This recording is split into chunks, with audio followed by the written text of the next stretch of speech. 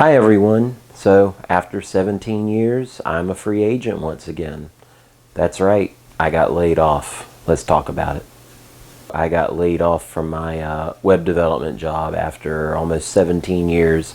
I started there back in October of 2007, and I've been there almost 17 years up until the fateful day, as they say, June 20th, 2024. And that's the day that I got laid off. So I just kind of wanted to come on and talk about, what happened, and kind of what I've learned over the last few months as far as trying to find a new position. So about a little over 2 years ago, the company that I worked for got acquired by another company. And, at the time it was spun as, this is going to be great. It was told to us in our weekly team meeting that this was it was spun as an investment in our company. And, we were talking about how, we've been trying to get over the hump, kind of getting the business to the next level, but just finances and things were keeping that from really being able to grow the business. So this was kind of a way to take the business to the next level. So that was about 2.5 years ago, I guess, at this point. And so everything had been going on fine. And probably about 2 months or so after that was announced to us, I was on Google and I was looking up something on my company, and everything that I saw on Google said that this was not an investment in the company that I worked for, but this was an out-and-out acquisition. So, I knew kind of writing was on the wall, because the company that acquired the company that I worked for, that I got laid off from, they did a lot of work overseas, and they did a lot of hiring for overseas employees. So kind of what I noticed is, within a few months, we were consistently getting new people hired into the company, but every one of them was overseas. So there were no new domestic employees that were getting hired. They were all overseas employees. So at that point in time, I kind of knew where things were headed. I mean, I'm not naive. I know what companies tend to do, that overseas employees a lot of times are a lot cheaper to hire than having the domestic employees. So I knew at some point, I was going to see the end of the road. If it wasn't either by my own doing, it was going to be by the company's doing. So I started looking for another position. That was probably starting about February of 2023. I started looking. So I was still working full time, and I still liked the company that I was working for and everything. Didn't want to leave, but I needed to look out for myself, and so I needed to try to find another position. So I would apply to things here and there, do some interviews and things, and nothing really panned out. So everything was going along pretty well. Still working and everything. I had my pipeline of projects, several things where, if I was not there, it would take somebody else a great deal of time to get up to speed. So, I figured at some point I would be let go, but I didn't figure it would happen when it did. So kind of looking now back to June 20th of 2024, it was the fateful day, as they say, where I no longer had a job anymore. So kind of to go through the events on that day, I woke up and logged on for the day. And typically the way that I worked was I would log on, at my designated start time, and I would check tickets, because being a web developer, especially in the sector of web development that I was in, there was a lot of times where there might be a mission critical, like a site is down and it needs to get fixed right away, first thing, or something's wrong that needs immediate attention. So I would first go through, look, see if any new tickets had come in that just needed immediate attention. Second thing that I would do would be to get on Slack and just check and see what Slack messages may have come in overnight. Occasionally the dev on call may have had something going on that they may still have been working on when I logged on for the day. So sometimes I would come on there and I would try to help them out to rectify whatever issue that was going on. So that would kind of be my second step of the day. And then my third step would be to check email and just see, what was going on, through email. So, that probably was anywhere from a, 10 to 15, 20 minute process to go through all of those things in the day, just to check the tickets, check Slack, and then check email. So by the time I got to check my email, I noticed that I had a meeting, very first thing in the morning. Well, it had gotten scheduled. It was not on my calendar when I logged off for the previous day.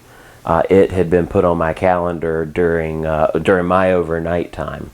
So I didn't even know anything about it. So by the time I saw that the meeting had been scheduled, I was already late for it. So I kind of thought, what is this about? And I noticed that it was with my supervisor and HR and an HR representative. So I knew at that point what was about to happen. I was hoping that it wasn't about to happen, but I knew, what other reason. I hadn't done anything that would warrant a talk from HR. So, what other purpose would HR be talking to me for? So I messaged my supervisor and I said, I have this meeting on my calendar. Well, what was it about? And she said, it was about a project that we've been working on. I didn't really believe that, because I was like, again, why would HR be involved in a random project for a customer? But I just said, okay. And I followed up with her about the project, and I figured, okay, I'm wary about this, but, hopefully all is well. So I go on, I do the rest of my day, regular work that I've been working on. A few hours later, I get another meeting scheduled on my calendar for me and HR and my supervisor again. So again, my stomach just sinks all the way to the bottom. Feeling nervous and everything, because again, I'm like, what other reason would I be getting scheduled this meeting for besides being let go?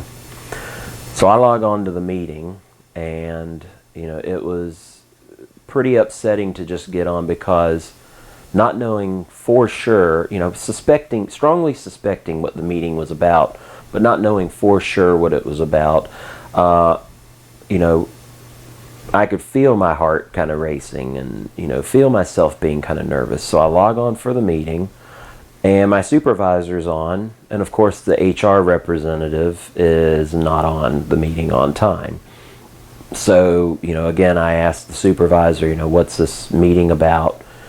And she says, when the HR representative gets on, then we'll talk about it. So then the HR representative comes on and gives me the, song and dance of, the company was acquired, and so your position is eliminated effective immediately. And, mind you, 12 hours before that, 24 hours before that, I had no indication that this was going to be happening. No reason to believe that I was fixing to be laid off. So this was, I was just very blindsided by this whole thing. So I didn't even have questions really prepared to even answer or ask. So, first thing I asked is, when is this effective? Because, I'm thinking I have projects in the pipeline, and either I I need to finish those projects, or they're going to want me to brief another person on handling these projects, something like that. So I figure that, I'm being laid off, but that wasn't my last day. Well, turns out it was my last day. So, then I asked, what about severance? Now, mind you, I've been there for almost 17 years. It was somewhere between 16 and a half and 17 years. Not quite 17, but more than 16 and a half. 16 and a half years, 17 years. 2 weeks of severance. That's it. And that really made me angry. That I gave, and again, I know people say, you never, your family is most important, which I agree with. Family is most important. Friends are most important. Companies don't care anything about you. Well, I'm here to say that is true. Companies do not care anything about you.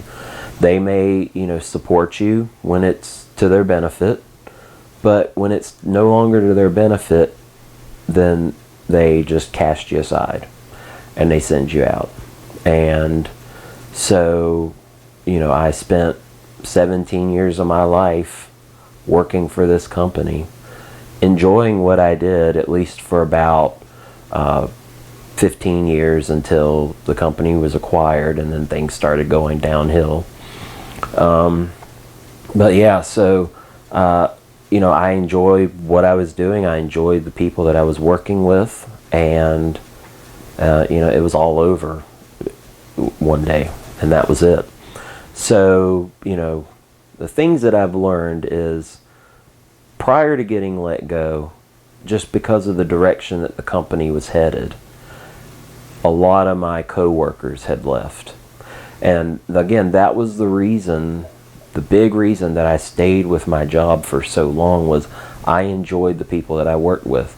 We all worked remotely, but we were in there and we were talking every day, every work day at least, and we had our inside jokes that we would say, and we put up our pictures of things that were happening with our lives, and even though I'm gone now, there's still several that they left before me, either of their own volition or they were forced out.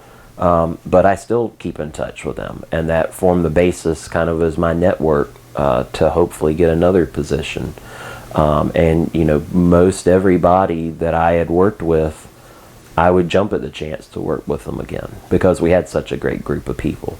But now, just after the acquisition, between, I guess, people getting laid off or choosing to leave, again, that's not something that we were ever made privy of. It was just people were there, and then the next day they weren't. And unless you followed up with them and kind of said, hey, what's going on? Are you all right? I notice you're not here anymore. You wouldn't have any way to know whether they were let go or whether they chose to leave.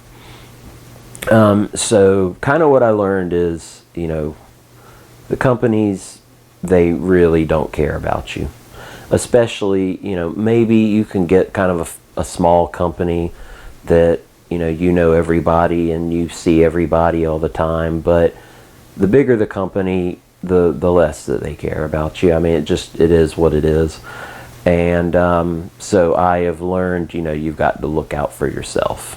And I have learned that, I want to find a position, and I would like to find another position to stay at for another 16, 17, 20 years. But I've just really, it's fool me once, shame on you, fool me twice, et cetera, et cetera. So I'm just a lot more wary and, a lot more alert, kind of seeing writing on the wall and making sure that I'm looking out for myself and my family, to make sure I'm doing what's best for us. So kind of as a job search, again, I've been looking since February of 2023, and I was, I would go on LinkedIn and ZipRecruiter and Indeed and all the different sites, and if I found at the beginning, if I found a job that looked perfect for me, I would apply to it. Then kind of after the holidays of 2023, I was really trying to sit down and apply to at least 1 or 2 jobs a day, where I would sit down and I would write a cover letter and everything like that. But ever since, and again during that time, I was getting a few interviews and a few, a lot of rejections, a few interviews. Some I got to the final round and it was between me and somebody else, and they went with the other person. I don't fault them for that. The company needs to get who they think is going to be their best fit, but it's just very discouraging to hit the end of the line and put all this time into finding the job, putting the resume and the cover letter together, getting in there and doing the interviews. I always get very stressful when I'm doing interviews because I want to get on there and I want to do a good job and I want to portray myself accurately, and be able to express myself well. But doing the interviews, doing the multiple steps, doing the coding assessments that you do for web development, and a lot of that puts a lot of stress on you. So it's very disheartening to get to the end of the road and be rejected. But it is what it is.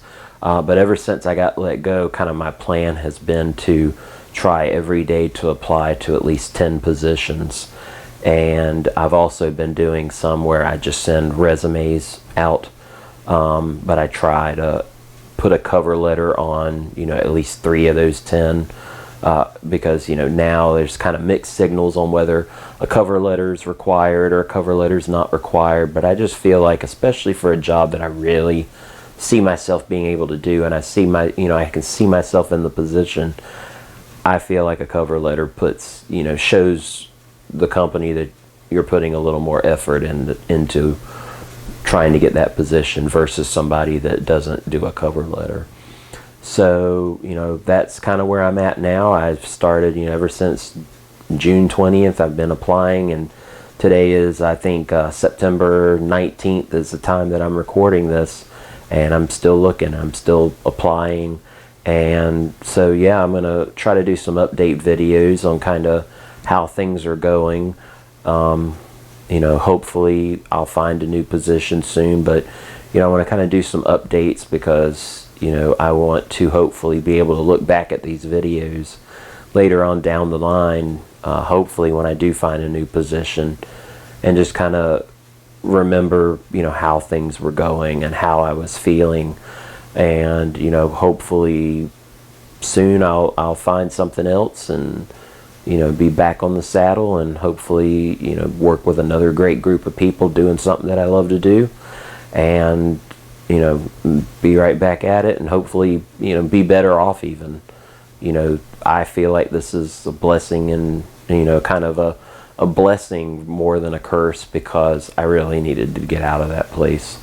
Just the way things were going, the pay was, I said a great group of people, but the pay never was very good. And it's not all about pay, but also, money makes the world go round. And so you really, and I've had a lot of